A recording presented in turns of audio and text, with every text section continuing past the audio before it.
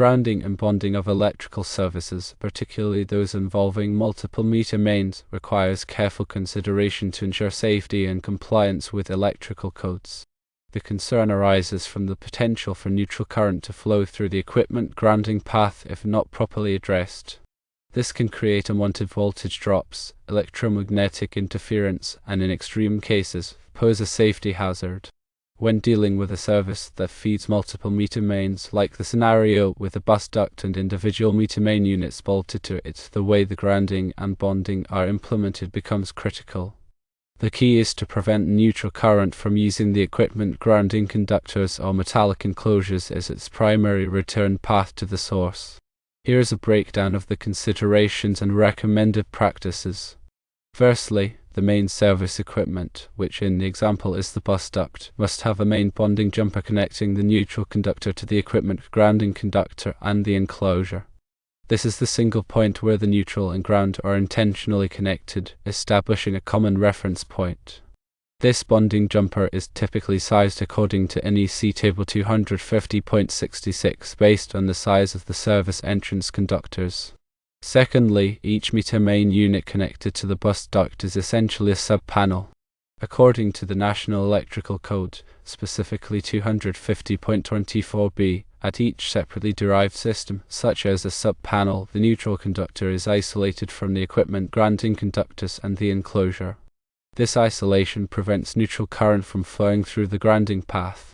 However, the meter mains in the example may be an exception given the manufacturer assembly. Thirdly, the connection between the meter mains and the bus duct is a critical area. If the meter mains are simply bolted to the bus duct enclosure, that creates a metallic connection that could potentially carry neutral current if the neutral is bonded in both the bus duct and the meter mains. In a typical sub-panel installation, the equipment grounding conductor would be run from the bus duct to a separate grounding bar in each meter main, keeping it isolated from the neutral. Fourthly, given that the meter mains are bolted directly to the bus duct, effectively creating a single enclosure, the manufacturer's instructions become paramount. If the UL listing and instructions for the B-line assembly specify that the meter mains should have their neutrals bonded to the enclosure, that instruction should be followed. However, even with a UL listed assembly, it's important to understand the underlying principles and potential issues. Fifthly, grounding electrode system. A grounding electrode system must be installed, consisting of ground rods, grounding ring, or other approved electrodes. This system is connected to the equipment grounding conductor in the bus duct. The size of the grounding electrode conductor is determined by NEC Table 250.66. Sixthly, the Authority Having Jurisdiction AHJ plays a crucial role in ensuring the safety and code compliance of electrical installations. Because the configuration with multiple meter mains directly connected to a bus duct is not a typical residential or small commercial setup, it's highly recommended to involve the AHJ early in the process. Submit plans, discuss the grounding and bonding methods, and obtain their approval before proceeding with the installation. This proactive approach can prevent costly rework and ensure that the installation meets all applicable codes and safety standards. Seventhly, research and documentation are key. Before making any connections, thoroughly research the UL listing and installation instructions for the bus duct and meter main assembly. Document all grounding and bonding methods, including wire sizes, connection points, and any specific requirements from the manufacturer or AHJ. This documentation will be valuable for future reference and troubleshooting. Eighthly, consider running a separate equipment grounding conductor from the bus duct to each meter main, even if the meter mains are bolted to the bus duct enclosure. This provides a dedicated low-impedance path for fault current to return to the source, improving the effectiveness of the grounding system and minimizing the potential for voltage on the enclosures. The size of this equipment grounding conductor should be determined by NEC Table 250.122, based on the size of the ungrounded conductors feeding each meter main. Ninthly, voltage drop considerations. Although the primary concern is preventing neutral current flow through the grounding path, it's also important to consider voltage drop. Ensure that the conductors are sized appropriately to minimize voltage drop under normal operating conditions. Excessive voltage drop can cause equipment malfunction and reduce efficiency. 10thly, inspection and testing. Once the installation is complete, thoroughly inspect all grounding and bonding connections to ensure they are tight and properly made.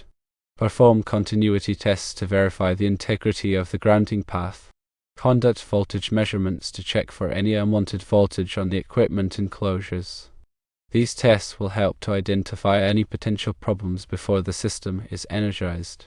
11thly, regarding the grounding electrode conductor connection. Connect the grounding electrode conductor from the ground rod or other grounding electrode to the bus duct enclosure. The grounding electrode conductor should be sized according to NEC Table 250.66 based on the size of the service entrance conductors. 12thly, concerning the neutral bus bar. The neutral bus bar in the bus duct should be insulated from the enclosure, except at the main bonding jumper location. This prevents unintentional grounding of the neutral conductor. 13thly, the size of the conductors. Use 500 cm conductors from the termination cabinet to the bus duct. Ensure the conductors are properly rated for the ampacity of the service. 14thly, the termination cabinet. The termination cabinet serves as the transition point from the underground service lateral to the conductors feeding the bus duct. Ensure the cabinet is properly sized and rated for the application. 15thly, coordination with utilities. Coordinate with the local utility company regarding the service installation. They may have specific requirements or guidelines for grounding and bonding. 16thly, documentation and labeling. Clearly label all grounding and bonding connections. Maintain accurate documentation of the grounding and bonding system for future reference. 17thly, continuous improvement. Stay up to date on the latest electrical codes and best practices. Continuously evaluate and improve the grounding and bonding system to ensure safety and reliability. 18thly, concerning the meter main bonding. The question mentions the meter mains being GN bonded, meaning the ground and neutral are bonded at the meter main. This is acceptable in service equipment but is not permitted in subpanels. The AHJ needs to be consulted about this situation. 19thly, the potential for paralleling. The concern is that with the GN bond in the bus duct and the meter main, current will parallel through the grounding system. This is not ideal. 20thly, regarding the NEC. Consult the National Electrical Code, specifically Article 250, for detailed requirements on grounding and bonding. 21stly, concerning the ground rod. Connect the ground rod to the bus duct enclosure. The size of the grounding electrode conductor should be based on the NEC requirements. 22ndly, regarding the subpanels. Each meter main acts as a subpanel. In subpanels, the neutral and ground must be isolated. 23rdly, the size of the equipment grounding conductor. The equipment grounding conductor should be sized according to NEC Table 250.122. 24thly, the UL listing. Verify the UL listing of the bus duct and meter main assembly. The listing will specify the proper grounding and bonding methods. 25thly, the importance of a low impedance path. Ensure a low impedance path for fault current to return to the source. This helps to ensure that overcurrent devices will trip quickly in the event of a fault. 26thly, concerning the multiple meter installation. The multiple meter installation is not common and requires special attention to grounding and bonding.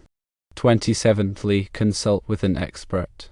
If you are unsure about any aspect of the grounding and bonding system, consult with a qualified electrical engineer or electrician. 28thly, safety first. Always prioritize safety when working with electrical systems. Follow all applicable safety precautions.